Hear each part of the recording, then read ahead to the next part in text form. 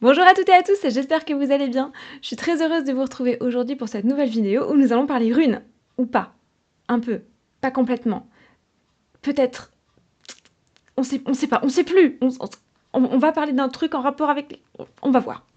Bref, vous l'aurez compris au titre de cette vidéo qui vous spoil, hein, puisque maintenant les titres de vidéos ne laissent plus aucune place au suspense.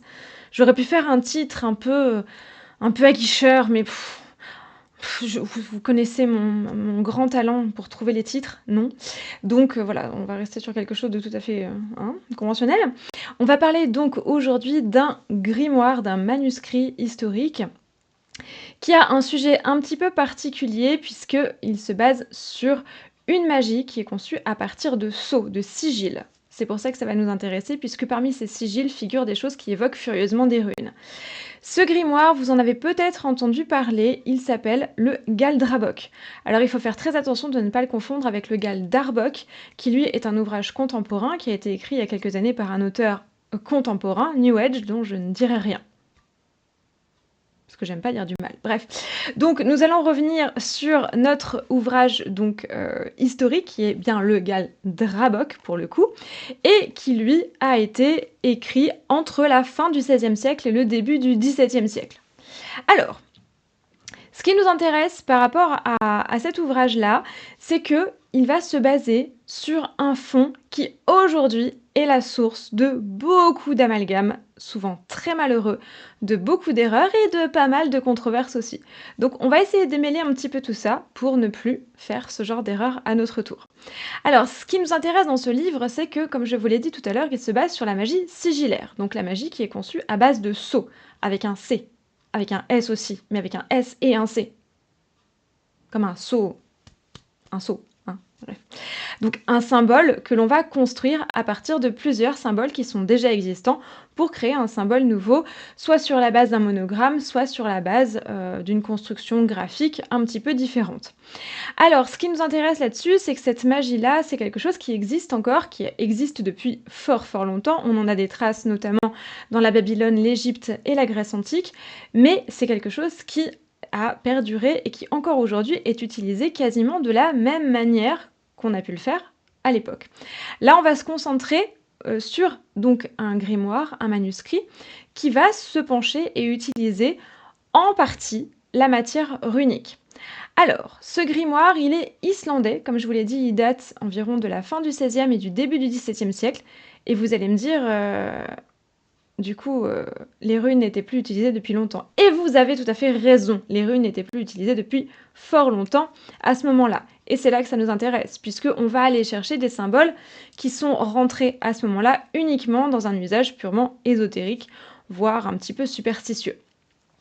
Alors cet ouvrage, il contient 47 sortilèges, ce qui est quand même assez conséquent pour les ouvrages de l'époque. Et on va s'y attarder parce que eh bien, la base runique n'est pas négligeable et surtout le fonctionnement de ces sortilèges n'est pas sans évoquer la magie qui est notamment plébiscitée par les grandes sagas. Plébiscitée, c'est pas du tout le terme que je voulais utiliser. Mise en avant, décrite, c'est mieux, décrite. Aucun rapport avec la choucroute, hein, mais aucun. Zéro. Je suis fatiguée. Comme d'habitude. Faites-vous l'idée. Donc, qui est décrite dans les épisodes de grandes sagas, notamment les sagas comme celle d'Éric le Rouge, etc., où on nous parle d'une magie un petit peu particulière qui utilise les runes, généralement le Galder ou le Seidr, qui sont donc des sortilèges que l'on ne connaît malheureusement que sur cette base-là et qui est donc assez mystérieuse puisque c'est très parcellaire. Or, le grimoire que nous avons donc entre les mains, le Galdrabok, lui, eh bien, il se base sur une magie qui ressemble furieusement à celle-ci et qui pourrait peut-être nous donner quelques indications sur ce qu'on savait à l'époque. Rappelons qu'on est au XVIe siècle et que les rituels qui sont décrits dans les sagas tournent plutôt autour du 9e, 10e et 11e siècle. On a quand même un sacré décalage, mais il est possible qu'il y ait quelques petites récupérations qui nous permettent de reconstituer quelques trous. Quelques trous. En gros, là, on est en train de faire de l'ADN de dinosaure en mettant de l'ADN de grenouille. On sait que ça marche pas toujours très très bien, mais sur un malentendu, ça peut peut-être nous indiquer quelque chose. Bref, revenons un petit peu à nos moutons, ou plutôt à nos grimoires, et parlons de notre fameux manuscrit. Alors, contrairement à ce qu'on pourrait penser, il ne s'agit pas d'un manuscrit unique, mais en réalité d'une compilation de 4 ouvrages différents, des sortilèges qui ont été rassemblés par au moins 4 scribes distincts sur une période assez longue, environ un siècle. On a donc un contexte qui est très très disparate, mais qu'on peut à peu près essayer de reconstituer. Alors le premier auteur, ou en tout cas compilateur, parce qu'en fait les auteurs, je rappelle qu'on est donc à l'époque moderne, hein, à l'ère moderne, à la Renaissance. Ils ont donc compilé des données qui étaient médiévales. Par conséquent, ce ne sont pas les auteurs de ces sortilèges-là qui les ont rassemblés. Ce sont bien des folkloristes, hein, qui les ont compilés ensemble. Donc le premier auteur, entre guillemets, est un Islandais. On suppose qu'il a travaillé à la compilation de certains sortilèges à peu près pendant la dernière moitié du XVIe siècle et il en a rassemblé 10. Alors ça a l'air de rien, mais c'est quand même pas mal de rassembler 10 sortilèges qui sont issus d'un folklore qui a été relativement balayé par la christianisation. Cet auteur-là, il a assez rapidement passé le relais à un deuxième auteur, islandais lui aussi, qui s'est chargé des sortilèges 11 à 39. On a ensuite un troisième larron qui est intervenu un petit peu plus tard pour ajouter les charmes 40 à 44. Et il a un style d'écriture assez particulier, puisqu'il emploie une cursive qui est typique du XVIIe siècle et qui nous indique donc qu'il a repris ce travail un petit peu plus tard que ses prédécesseurs.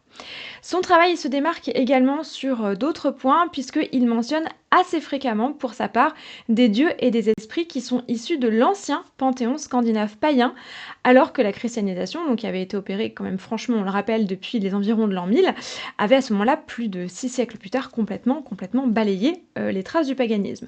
Donc il y a un gros travail de sa part de recherche, ou en tout cas de faire des ponts avec ce qu'il savait de la mythologie médiévale au niveau des peuples germano-scandinaves.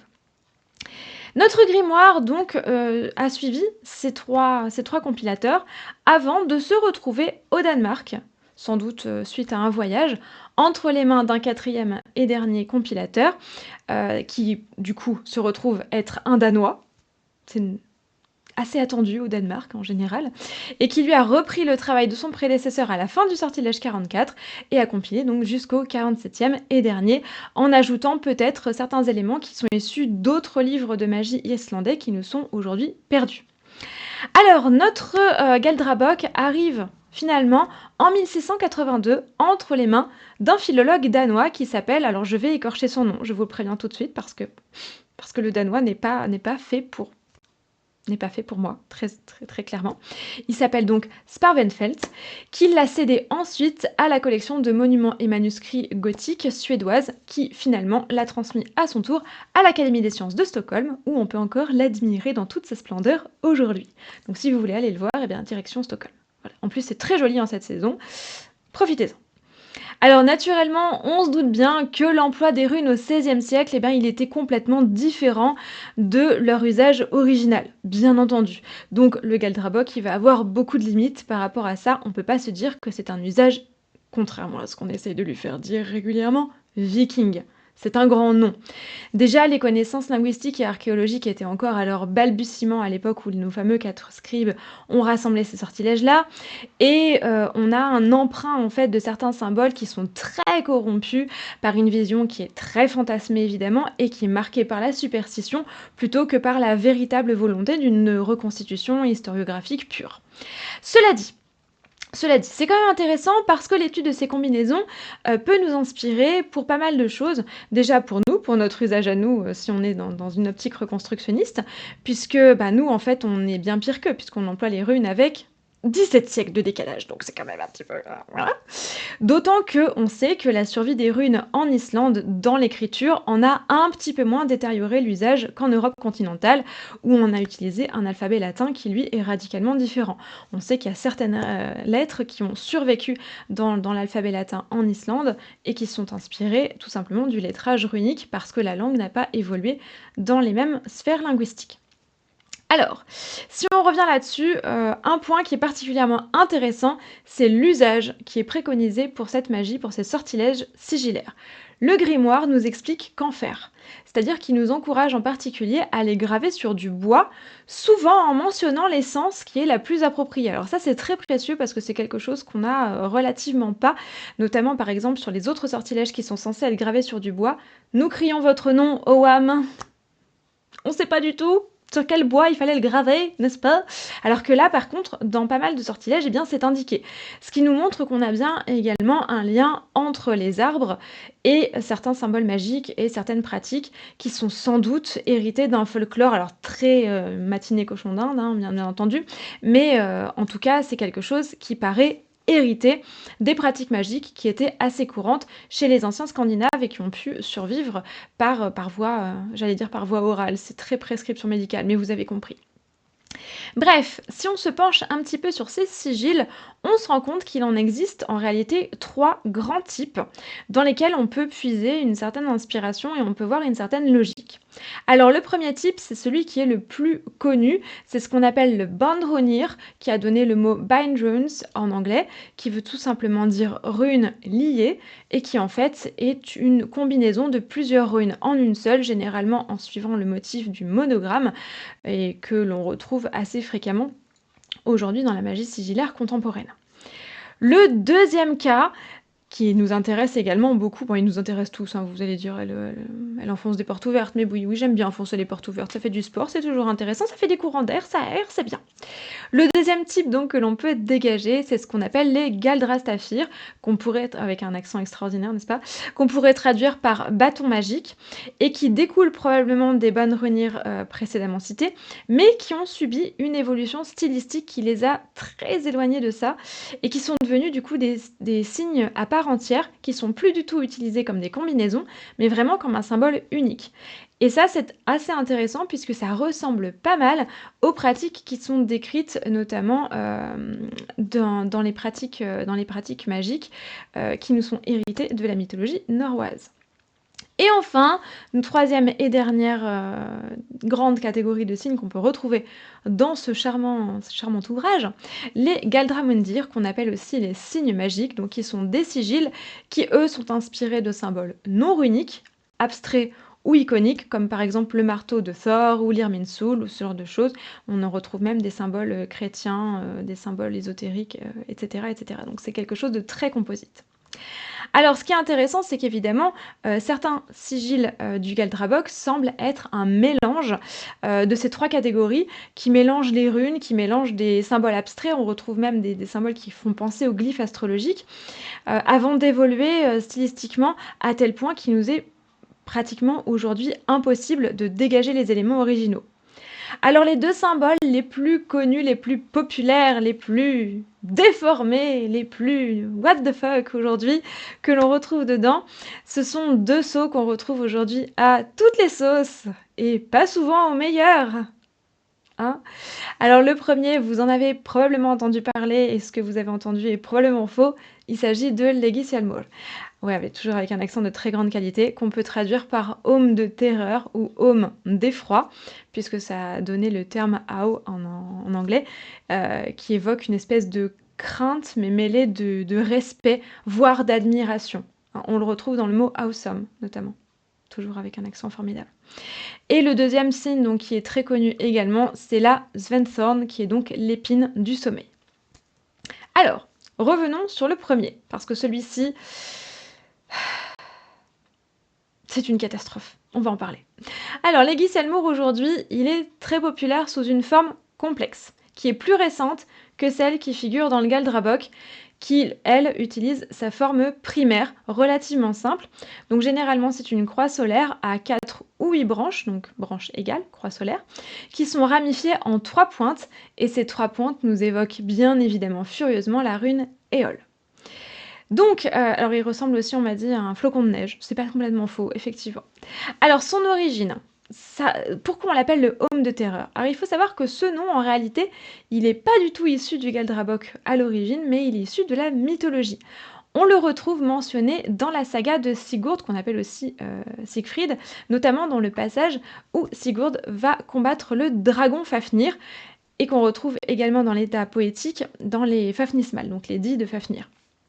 En gros, quand Sigurd va pourfendre le dragon, il récupère une partie du trésor et il découvre dans ce fameux trésor un aume de terreur. Un casque, un aume de terreur.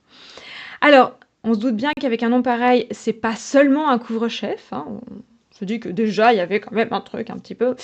En fait, c'est plutôt un élément, un objet magique qui était destiné à entourer son porteur d'un pouvoir d'intimidation pour terrifier et subjuguer ses ennemis à la fois.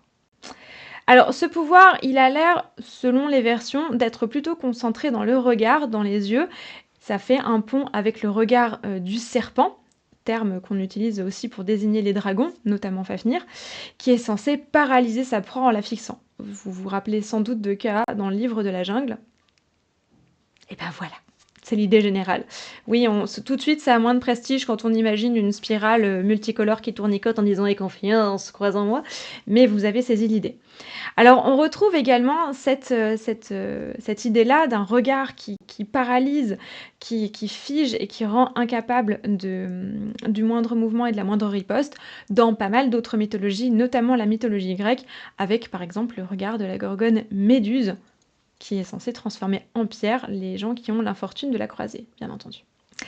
Mais l'idée d'un casque magique se retrouve également en la personne d'Hadès, qui possédait lui un casque d'invisibilité, donc il est possible que ce soit un espèce de savant mélange de ces deux choses-là. Peut-être. Pourquoi pas. Alors l'autre symbole, donc la Sventhorn, dont je vous parlais tout à l'heure, la fameuse Sventhorn, vous voyez que je sais très bien prononcer le vieux norrois, l'islandais plutôt, l'épine du sommeil, consiste en un symbole qui évoque un petit peu la rune Ing, qui est surmontée d'une rune Esa. Elle aussi, elle est évoquée dans le même mythe, justement, dans le mythe de Sigurd et Fafnir, puisque ce serait le sortilège qu'Odin aurait jeté sur la Valkyrie, parfaitement, sur la Valkyrie, Brunhilder, ou Sigfrida également, pour la plonger donc dans un profond sommeil, duquel elle ne pourrait être réveillée que par le héros capable de traverser l'anneau de feu que le dieu avait déployé autour d'elle. Ça vous rappelle quelque chose? Ouais, oui, ça rappelle la Belle au bois dormant, tout à fait. Plus vénère, mais ça rappelle la Belle au bois dormant. Bah, c'est pas pour rien, hein, forcément, puisque le conte en est inspiré largement. Alors, on a également pas mal d'autres signes dans ce livre-là qui peuvent nous évoquer la mythologie nordique. Cela dit, la mythologie nordique ne fait aucunement mention de ces signes-là. Là encore, quand on parle de l'épine du sommeil dans le mythe de Sigurd au niveau skaldique, on ne mentionne absolument pas un symbole, on mentionne simplement un sortilège qui a été prononcé par Odin. Quand on mentionne le haume de terreur, on mentionne un haume, donc l'objet en lui-même et non pas un symbole. Donc tout ça, on va dire que ces symboles sont inspirés de sortilèges et d'objets magiques qui sont issus des grandes sagas, qui étaient particulièrement populaires à l'époque moderne, puisqu'on les redécouvre et on les réécrit, avec plein de R comme d'habitude. Mais ce n'est en aucun cas une reconstitution de ce que ces sortilèges ont pu être à l'époque de la composition des chants skaldiques. On est bien d'accord. On retrouve des noms donc qui font penser également à la mythologie nordique, mais là encore, on n'en a aucune mention dans les textes historiques. Donc par exemple, on nous parle de la Kopaloki, du Kapaldur, ou encore de Gynir, qui se trouve être un des Eiti de Odin, donc un des noms imagés, métaphoriques du dieu Odin. Mais cela dit, on n'a absolument aucune mention dans les textes des Eddas que le Gynir ait pu être également un symbole utilisé pour faire appel à Odin. Aucun. Alors, on se rend compte qu'on est dans une volonté de s'inscrire dans une lignée directe de la magie des anciens Scandinaves, mais on a également une influence chrétienne de beaucoup d'autres éléments. On retrouve notamment le célèbre carré Sator, dont on a déjà parlé dans Une année en magie. Je ne vais pas y revenir dessus parce qu'il y aurait tellement de choses à dire sur le carré Sator qu'il faudrait bien plus que cette vidéo-là. Mais en tout cas, on retrouve quelques petites choses qui peuvent donner envie, en quelque sorte, de se rattacher à une pratique historique bien plus ancienne de la magie runique. Alors si on regarde quelques symboles, on se rend compte qu'on peut quand même dégager quelques runes. Alors vous allez voir que c'est pas forcément évident au premier coup d'œil, mais c'est quand même quelque chose qu'on peut essayer de démêler. Par exemple, si on regarde le sortilège numéro 30, alors je vais vous le trouver, le sortilège numéro 30. Je vais mettre la main dessus. Voilà, c'est pour ça que j'ai mis mes lunettes. Le voilà. Le sortilège numéro 30 nous dit donc, il s'appelle donc Drepun. On est censé le dessiner sur une feuille d'arbre et le jeter dans l'empreinte de sabot du cheval de son ennemi pour tuer plusieurs bêtes de son troupeau. Ouais, c'est pas très sympathique, mais bon. Et l'idée ensuite, c'est de cacher le sigil dans la fameuse empreinte pour que les animaux ne guérissent pas. Le grimoire nous précise que ce rituel était effectué uniquement dans le cas où l'ennemi en question nous offense à tort. On a quand même un minimum de décence, on va quand même pas maudire pour rien. Alors, vous allez me dire, c'est quand même super difficile d'isoler des composants. Cela dit, on a quand même des figures intéressantes. Si on regarde un petit peu les figures de gauche, juste ici, on a quand même des motifs qui nous rappellent furieusement la rune Féo. Alors qui sont un peu plus arrondis, mais tout de même. Et il se trouve que la rune Féo signifie justement bétail. Donc pour un sortilège qui est destiné à se venger d'un ennemi en rendant malade son bétail, eh bien ça semble plutôt intéressant.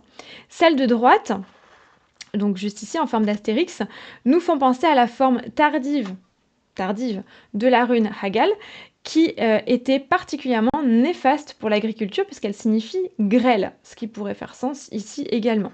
Et on retrouve bien sûr un agencement sous la forme d'une sorte d'enclos qui va enfermer les animaux et qui va les rendre, du coup, les rendre malades et faire en sorte de se venger du voisin indélicat. Mais uniquement s'il nous a offensé à tort. On a un minimum de déontologie quand même. Le sortilège 27, il est aussi assez intéressant, c'est celui-ci. Alors, celui-là, moi je l'aime beaucoup. Perso, je l'adore. Je le trouve. Enfin, je l'adore. Non, je le trouve affreux. Donc, c'est un sortilège qui est destiné à faire une farce à quelqu'un. Et c'est là qu'on se rend compte que le sens de l'humour a quand même pas mal évolué et que c'est pas grave. Parce que la farce consiste à faire en sorte que la personne ne puisse pas garder sa nourriture pendant toute une journée. Oui, en gros, la farce, ça consiste à le faire vomir en boucle toute une journée. Donc on nous explique qu'il faut graver ce symbole sur un morceau de fromage ou de poisson à faire manger à la cible dont on veut se moquer. Et en gros, le sortilège va faire en sorte que tout ce qu'il mange ce jour-là ne lui profitera pas. Ouais, c'est un peu dégueulasse et c'est un peu cruel. Alors on retrouve en fait, je suis à l'envers comme d'habitude, hein, latéralité, on le sait, c'est pas formidable. On retrouve assez facilement plusieurs runes. On retrouve notamment la rune Féo, encore une fois, donc la toute première ici, qui est une rune d'accroissement, donc pourquoi pas dans l'idée d'accroître le malaise, la maladie, etc. On retrouve également notamment, alors attendez que je vous le retrouve, je le vois plus, je vais mettre mon vilain doigt dessus. Ici, on a une forme qui nous évoque furieusement la rune Nodis, qui est la rune du besoin. Donc on a besoin de nourriture, mais on ne peut pas. À la fin de la ligne, on a également la rune Raido, qui est la rune du voyage, hein, parce que du coup, les aliments vont voyager, mais en sens inverse. Hein. Et on ne peut pas s'empêcher en fait d'y voir une certaine logique. On a donc Féo qui symbolise la nourriture, ce qui nous fait prospérer, Nodis qui symbolise le blocage, le besoin qu'on ne peut pas assouvir, on ne digère pas, et Raido, le voyage des aliments qui du coup est assez rapide. Donc on a déjà ici une progression qui est assez intéressante et on se rend compte qu'on a pas mal de runes qui font encore sens. Bien entendu, les autres signes intercalés nous sont aujourd'hui assez difficiles à déchiffrer. Néanmoins, on peut quand même essayer de voir quelques petites choses et se dire que finalement, au XVIe siècle, on pratiquait déjà la kitchen witchery. Et que manger des runes, c'est pas toujours une bonne idée. Alors, un autre sortilège qui peut nous intéresser, c'est le sortilège numéro 32. Alors, celui-là, il est bien plus sympa. Moi, celui-ci, je l'aime bien.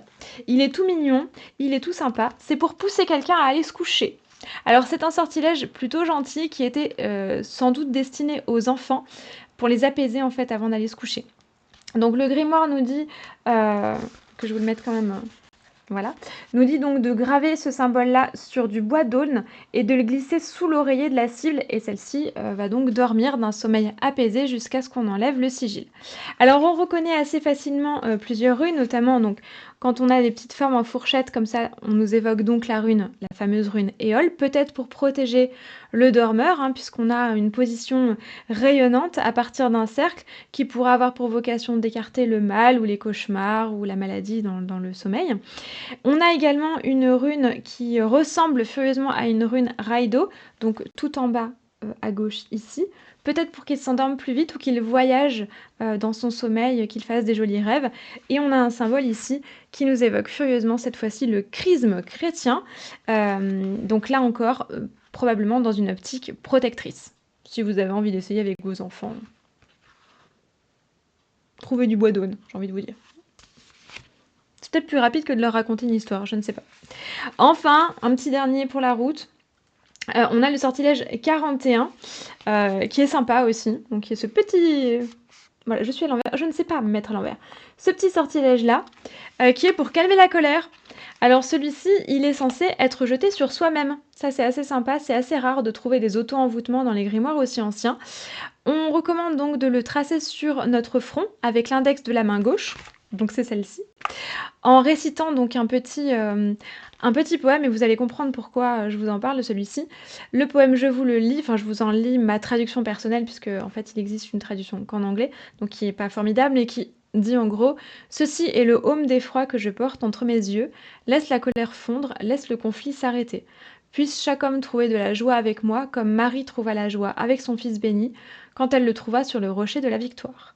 Au nom du Père, du Fils et du Saint-Esprit», là on trace le signe, et on dit ensuite: Olver, Odin, Ili, que tout selon votre volonté soit déconcerté, puisse Dieu lui-même, avec domination, envoyer l'amour entre nous. Alors ça, c'est quand même super intéressant parce qu'on se retrouve face à un sortilège qui est extrêmement composite, comme vous avez pu le voir. On a des allusions odiniques, on a des incantations chrétiennes, on a un lien à Marie, on a le Père, le Fils, le Saint-Esprit, on a la mention de Dieu, et pourtant on a des mentions de divinités purement scandinaves, et on nous parle du Aume d'effroi, donc le fameux Aume de terreur, donc qui n'est pas sans évoquer les Gisialmour.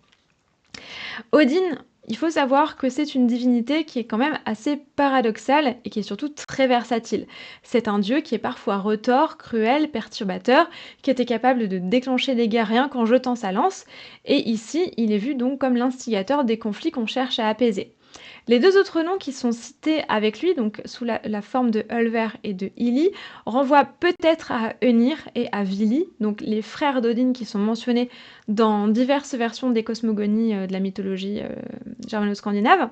Alors on a généralement deux triades différentes, donc Odin, Vili et Ve, ou Odin, Önir et Lothar, mais qui ont fait la même chose. Ils ont créé le premier couple humain, donc ils ont influé le caractère de l'être humain. Donc c'est plutôt intéressant, et on retrouve encore une fois donc un symbole qui n'est pas sans rappeler la rune Éole, et donc par conséquent le fameux Aegis-Almour dans une forme très simple. Donc c'est un livre qui est particulièrement intéressant. Alors bien entendu, vous vous doutez bien qu'il n'existe pas en français, sinon je me serais pas cassé la tête à traduire un poème moi-même en faisant un truc dégueulasse avec ma pauvre traduction. Il n'existe qu'en... Alors, le plus accessible, bien sûr, c'est en anglais. Si vous avez envie de le lire, je vous conseille la traduction de Stephen Flowers, qui est la moins dégueulasse de toutes. Évidemment, si vous pouvez, lisez-le en islandais ou lisez-le en danois. Les traductions sont bien meilleures, mais étant absolument incapable de lire l'islandais et incapable de lire le danois, je ne peux avoir un avis et un recul que sur l'édition, bien entendu, anglaise de ce livre-là. Alors, je vous entends d'ici. Je sais qu'il y en a certains d'entre vous qui disent « Mais t'as oublié le Vegvizir ?» Elle a oublié le Vegvizir! Eh ben non, elle a pas oublié le Vegvizir, parce que contrairement à une idée reçue, eh bien le Vegvizir n'est pas dans le Galdrabok. Eh ben non. Il est dans un autre grimoire qu'on appelle le manuscrit Uld, qui lui a été compilé par un scribe qui est mort en 1880 et qui s'appelait Geir Vigfusson d'Akureyri, on va y arriver, donc qui était lui aussi islandais, et dont le traducteur anglais donc de cette version-là du Galdrabok, Stephen Flowers, a compilé le contenu en annexe, en fait, du Galdrabok. Du coup, ils sont dans la même édition, mais le Vegvizir n'est pas cité dans le Galdrabok, probablement parce qu'il est beaucoup plus récent. Il se trouve que dans le manuscrit Uld, donc, les symboles sont beaucoup plus élaborés, plus stylisés, et surtout, ils ont tous un nom, ce qui n'est pas le cas dans le Galdrabok. Donc, on y retrouve 24 nouveaux sigils, là encore accompagnés des instructions pour les réaliser et de leurs effets. On a également une version plus élaborée de la fameuse épine du sommeil, donc la Tventhorn, qui confirme l'hypothèse d'un grimoire plus récent et qui est encore aujourd'hui la version d'ailleurs la plus connue et la plus commune. On a également des versions modernes de l'Aegis-Almour, donc les fameuses grandes versions circulaires, etc. Et on a ce fameux Vegvizir, donc qui est en étoile et qui rappelle, elle, pour le coup, plutôt des sigils qui sont à chercher du côté des grimoires, notamment des grimoires dits de Salomon, donc les fameux, les Mégéton et compagnie, qui étaient assez courants à partir du XVe siècle, et il est donc probable que sa création remonte aux environs de cette période. Donc il faut savoir, on revient à ce qu'on a dit, que les sortilèges du Galdrabok ont certes été compilés, elles aussi, à cette époque, 16e, 17e siècle, donc même un peu plus tard, mais s'inspirent probablement de sigils qui sont bien plus anciens. Là, pour le coup, on se retrouve avec un sigil qui, lui, date, on va dire, au plus tard du 15e siècle. Du coup, il est encore plus tardif. C'est donc en aucun cas, quoi qu'en disent les films, les séries, les livres, l'office de tourisme islandais, parce que oui, ils disent aussi beaucoup de bêtises, et les publications à la mode, ce n'est donc aucun cas la boussole viking. Non, les vikings n'ont jamais, jamais, jamais, jamais employé ce symbole-là. Jamais, je le répète encore une fois, parce que ça m'agace. Alors, cela dit, évidemment, ils descendent très probablement d'une longue lignée de talismans qui étaient destinés aux marins. On sait très bien qu'étant donné que le boulot de marin était très dangereux et très difficile, on les protégeait par la magie, puisqu'on protégeait absolument tout par la magie. Absolument tout, oui, absolument tout, vraiment tout, y compris le poulailler, donc pourquoi pas les marins, hein. Donc on se doute bien que oui, les vikings avaient très certainement des symboles, des amulettes apotropaïques qui étaient destinés à protéger les marins pendant les raids, pendant les expéditions commerciales et pendant les expéditions de pêche, bien entendu, mais ce n'était pas le Vegvizir. Il s'inscrit juste dans cette lignée-là, puisque tant qu'il y a de la navigation, il y a du danger, et tant qu'il y a du danger, il y a une volonté de l'écarter, et tant qu'il y a une volonté de l'écarter, il y a des superstitions, et tant qu'il y a des superstitions, il y a de la magie. On pourrait continuer assez longtemps comme ça, mais vous avez compris. Alors, le grimoire nous raconte à ce sujet, enfin nous explique au sujet du Vegvizir, que si ce signe est porté, son porteur ne perdra jamais son chemin dans les tempêtes ou le mauvais temps, même si la route ne lui est pas connue. Alors du coup, effectivement, il est très très très tentant d'y voir un symbole euh, employé avec beaucoup de fierté par les explorateurs vikings en quête de nouvelles terres, mais non, non, non. Ces composantes sont très visiblement influencées par le graphisme stylistique des sceaux de haute magie, qui eux sont encore plus tardifs, qui datent du XVIIe et du XVIIIe siècle, et donc 8 siècles après les dernières conquêtes vikings, ce qui n'a absolument aucun sens, on est bien d'accord. Donc, si vous avez regardé la série Vikings, toutes mes condoléances, le fameux bouclier de Harald à la belle chevelure est une anachronie complète. Mais après tout, vu le nombre d'anachronies qu'il y a dans cette série, on n'est plus à ça près. Voilà, j'espère en tout cas que ça vous aura renseigné un petit peu sur ces runes-là. Enfin, ces runes, avec des énormes guillemets, j'en mets 92, oui. Et que vous ne ferez donc plus l'amalgame ou que vous pourrez le diffuser à votre tour, telle la bonne parole, n'est-ce pas? Ou que vous aurez envie de le lire pour... Alors, évitez quand même de graver des symboles sur le fromage du voisin pour le faire vomir toute la journée, parce que c'est pas très sympa quand même, un petit peu de déontologie. Mais en tout cas, ça a le mérite d'être intéressant et de se plonger dans un folklore qui aujourd'hui est délicieusement désuet, un peu poussiéreux, mais très inspirant quand même. Si la vidéo vous a plu, n'hésitez pas à lui laisser un petit j'aime, un petit commentaire ou à la partager à quelqu'un qui pourrait avoir envie de la regarder. Si vous avez envie de me soutenir, bien entendu, vous pouvez me laisser un petit pourboire sur Ko-fi et vous pouvez également rejoindre le programme Une année en magie sur Patreon où je vous propose tous les mois 4 nouvelles vidéos et un livret d'une centaine de pages pour encore plus de mois tous les mois. Voilà. Je vous souhaite en tout cas une excellente journée. Ne perdez pas le nord grâce à la boussole, pas viking, Vegvizir. C'était de trop, hein. Ouais, c'était de trop. Bref, d'ici la prochaine fois, portez-vous bien, prenez soin de vous et surtout plus que jamais, restez magique. À très vite. Bye.